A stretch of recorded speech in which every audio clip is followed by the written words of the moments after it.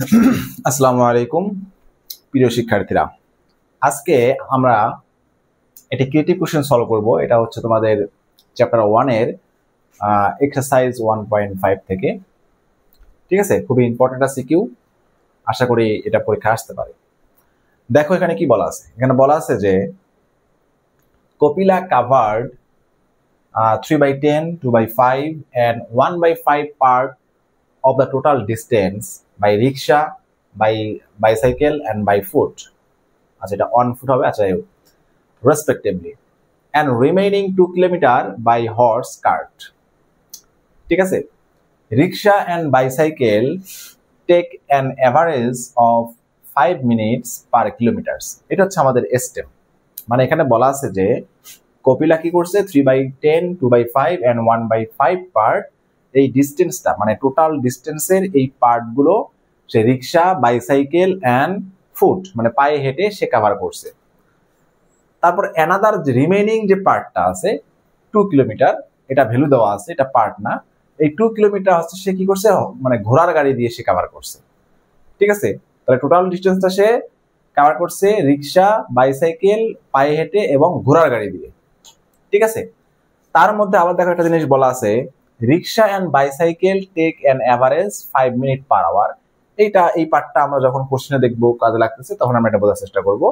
ঠিক আছে, প্রথম কোশ্চেন দেখো। প্রথম কোশ্চেনটা হচ্ছে যে arrange 3/10, 2/5 and 1/5 in ascending order of the value. ঠিক আছে, অর্থাৎ আমাদের এই তিনটা ফ্র্যাকশনকে কি করতে হবে, অ্যাসেন্ডিং অর্ডারে, অর্থাৎ ছোট থেকে বড় আমাদের সাজাতে হবে ভ্যালু অনুসারে। ঠিক আছে, ওকে। তাহলে এবার বলো আমরা এই ফ্র্যাকশনগুলোকে কিভাবে সাজানো শিখেছি বলো। আমরা প্রথমত এর সলিউশন দেখো। আমরা এই ফ্র্যাকশনগুলোর যে ডিনোমিনেটর গুলো দেওয়া আছে এই ডিনোমিনেটর গুলোর এলসিএম বের করব। কি বের করব? এলসিএম। তা আমরা কি লিখবো এখানে? LCM of the denominator of the denominator of the given fraction, given fractions। ঠিক আছে, আচ্ছা ডিনোমিনেটর এখানে কি কি আছে ব্র্যাকেটে আমরা লিখে দিতে পারি 10, 5, 5 is equal। দেখো LCM of the denominators of the given fractions, আর এখানে আমাদের সেই ডিনোমিনেটর ছিল 10, 5, 5। তো এটা এলসিএম তো আমাদের কথা হবে, এলসিএম হবে 10। ঠিক আছে, নরমালি দেখা যাচ্ছে 10, 5, 5 এর এলসিএম হচ্ছে 10ই। বিষয়টা কি বুঝতে পারছো? ওকে, তো এবার আসো আমরা তার পরের কাজটা কি। পরের কাজটা দেখো ফার্স্ট ফ্র্যাকশনের ক্ষেত্রে। ফার্স্ট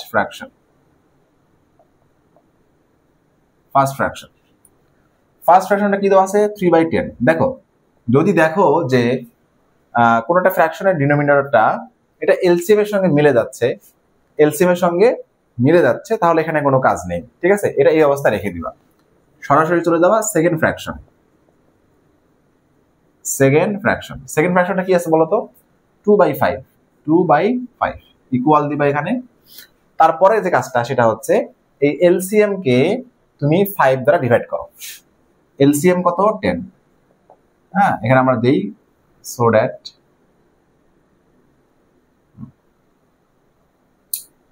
আচ্ছা ওয়েদার, হ্যাঁ, বা সিন্স 10 ডিভাইড বাই 5, আমি এলসিএম কে ডিভাইড করতেছি 5 দ্বারা। হ্যাঁ, তাহলে আনসার কত আসতেছে বলতো 2। এই যে 2টা পেলাম, এই 2 দ্বারা আমি ওই ফ্র্যাকশনটার নিউমিনেটরেও মাল্টিপ্লাই করে দিব এবং ডিনোমিনেটরেও মাল্টিপ্লাই করে দিব। তারপর কি রেজাল্ট আসে বলতো 4/10। ঠিক আছে, এবার আসো থার্ড ফ্র্যাকশন দেখো। থার্ড ফ্র্যাকশনটা হচ্ছে আমাদের 1/5। এখন বলতো ওয়েদার আমাদের 10 ডিভাইড বাই হচ্ছে 5 কত আসে 2। কত আসে 2। তাহলে আমরা 2 দ্বারা কি করব, নিউমিনেটরে মাল্টিপ্লাই করে দিব আবার ডিনোমিনেটরে মাল্টিপ্লাই করে দিব। তাহলে কত আসে 2/10। ঠিক আছে, তাহলে আমরা মাল্টিপ্লাই করে এই তিনটা ফ্র্যাকশন পেলাম। বুঝতে পারছো? মাল্টিপ্লাই করার পরে ডিভিশন করে মাল্টিপ্লাই করার পরে এই তিনটা ফ্র্যাকশন আমরা পেলাম। এবার আমরা এখন কম্পেয়ার করব। এই যেহেতু আমাদের এগুলো বলা হয় কমন ফ্র্যাকশন। কমন ফ্র্যাকশন মানে হচ্ছে যে সকল ফ্র্যাকশনের ডিনোমিনেটর কমন মানে সেম, এদেরকে কমন ফ্র্যাকশন বলা হয়। এই কমন ফ্র্যাকশন গুলা আমরা নিউমিরেটরকে কম্পেয়ার করব। তাহলে আসলে লিখি আমরা এখানে by comparing নিউমিরেটর।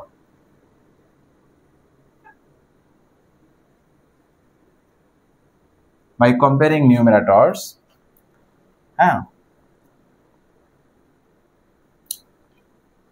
of the fraction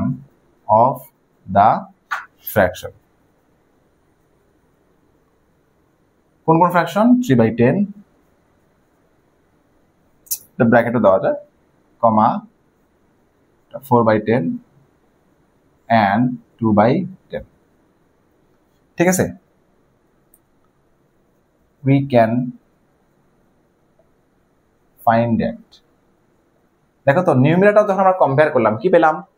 2 ছোট, তার থেকে 3 বড়, তারপর 4 বড়, তাই না? আমরা পাই হচ্ছে এরকম যে 2 এর থেকে হচ্ছে আমাদের বড় 3, তার থেকে বড় 4। সো আমরা লিখতে পারি, যেহেতু আমরা জানি যে কমন ফ্র্যাকশনস যেগুলা, কমন ফ্র্যাকশনস মানে হচ্ছে কমন ডিনোমিনেটর যেগুলার, এগুলার যেটা নিউমিরেটর বড় সেই ফ্র্যাকশনটা বড়, তাই না? তাহলে 4 যেহেতু বড়, সো আমরা লিখতে পারি 2/10। দেখো 2/10, এটা যেহেতু নিউমিরেটর ছোট তাহলে সব থেকে ছোট, তার থেকে বড় 3/3 যেটা নিউমিরেটর, এটা 3/10, তার থেকে বড় হচ্ছে 4/10। এটা কিন্তু এই ফ্র্যাকশন গুলো কিন্তু আমাদের কোশ্চেনে ছিল না, এটা আমরা কনভার্ট করার পর পাইছি, তাই না? কমন ফ্র্যাকশনে। তো এটা মানেটা আসলে কি? ইট মিনস দেখো এটার মানেটা কি?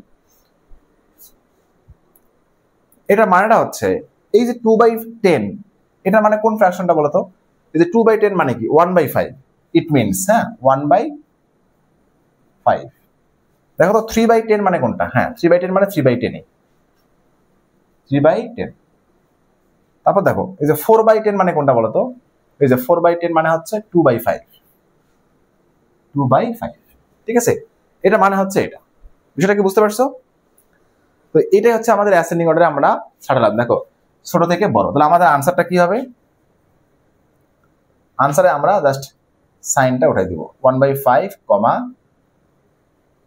3/10, 2/5। এই যে অ্যাসেন্ডিং অর্ডারে আমরা সাজা করেছি। দেখো দেখছো, ছোট থেকে বড়, এটা হচ্ছে আনসার। বিষয়টা ক্লিয়ার? ওকে, এবার আসো আমরা নাম্বার বি তে চলে যাব। এবার আসো বি নাম্বারে। দেখো বি নাম্বারের ক্ষেত্রে আমাদের বের করতে বলছে find the total distance travelled. সে কতটা পথ সে ট্রাভেল করছে, টোটাল বের করতে হবে। দেখো আমরা প্রথমে দেখব যে সে কতটা part rickshaw, bicycle and on ফুটে সে ট্রাভেল করছে, সেটা আমরা বের করব। তাহলে আসো, কপিলা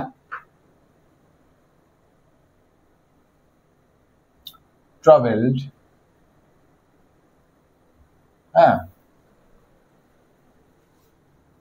total parts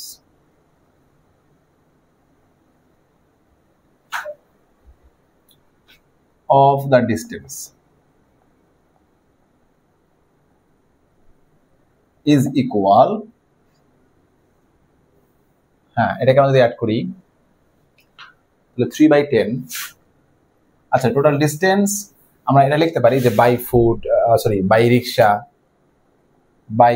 রিক্সা কমা দাও, বাই, তারপর হচ্ছে bicycle and on foot is equal হচ্ছে, এখন নোট করো, 3/10 প্লাস 2/5 প্লাস হচ্ছে 1/5। ঠিক আছে, এইগুলা সে কি করছে? রিক্সা, বাইসাইকেল এবং অন ফুটে এই পার্টস গুলো কভার করছে। ঠিক আছে, আচ্ছা এটা আমরা অ্যাড করবো। আমরা তো জানি এলসিএম 10, 10 চলে গেল, তাহলে 3 প্লাস এটাকে ডিভাইড করো 2, 2 2 4, 5 দিয়ে ডিভাইড করো 2, 2 1 2, তাহলে কত আসে 7 9 9/10 9/10 পার্টস। হ্যাঁ, এটা সে কভার করছে হচ্ছে রিক্সা, বাইসাইকেল এবং 1 ফুটে।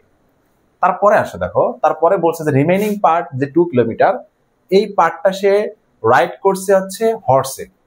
তাহলে আমরা কি বলতে পারি, Kapila rides by horse is equal হচ্ছে, হ্যাঁ যেহেতু এটা ডিরেক্টলি ডিস্টেন্সটা দেওয়া আছে 2 কিলোমিটার, আমরা এখান থেকে পার্টটা বের করে নিব। কত পার্ট? যদি আমরা টোটালটাকে 1 পার্ট ধরে নেই তাহলে হচ্ছে 9/10 এত পার্ট। তাহলে এটা মাইনাস করলে কত আসবে 1/10 1/10 পার্ট। এই যে 1/10 পার্টটা তোমরা দেখতেছো, এই পার্টটা সে কি করছে, ঘোড়ার গাড়িতে রাইড করছে, তাই না? মানে ঘোড়ার গাড়িতে চড়ে ট্রাভেল করছে।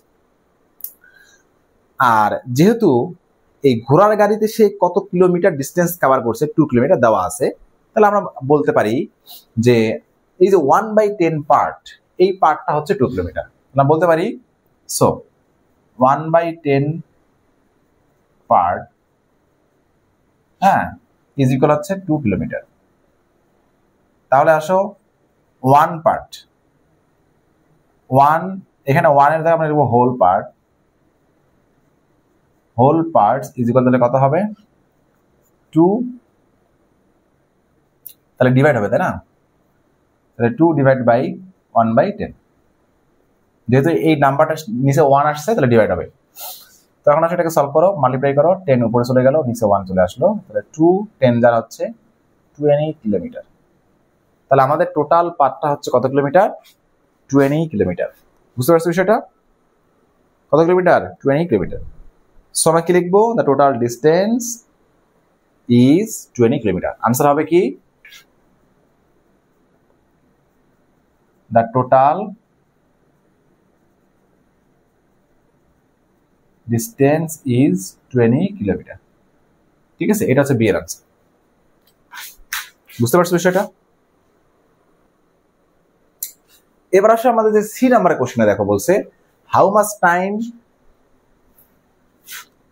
এখানে আবার যাবেন দিছি, Kapila, how much time Kapila spend in rickshaw and bicycle in total, মানে বাইসাইকেল এবং রিক্সায় সে কত সময় ট্রাভেল করছে। এটা খুবই সহজ কোশ্চেন। তাহলে আমরা টোটাল ডিস্টেন্স পেলাম কত কিলোমিটার? বি থেকে 20 কিলোমিটার। তাহলে সিতে আসে, তাহলে we get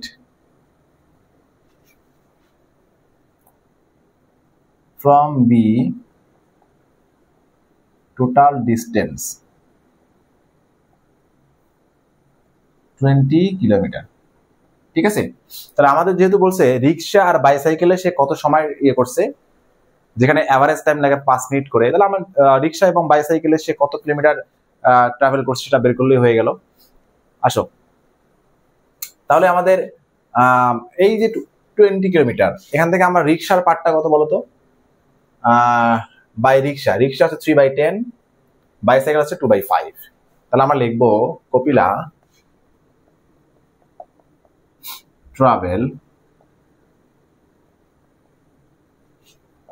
by rickshaw is equal, তাহলে কত 3/10 অফ 20 কিলোমিটার। তাহলে এটাকে সলভ করো, 6 কিলোমিটার।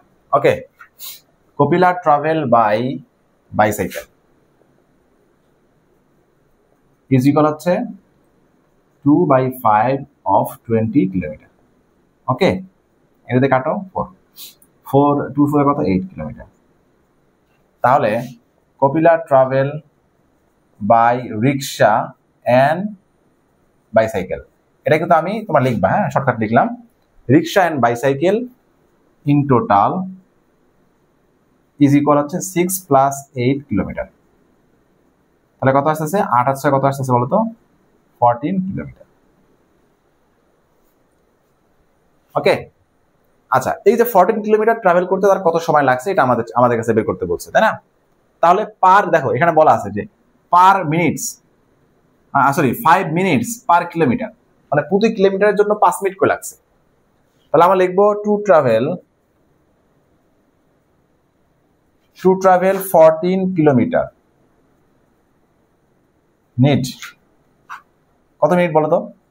14 into 5 minutes.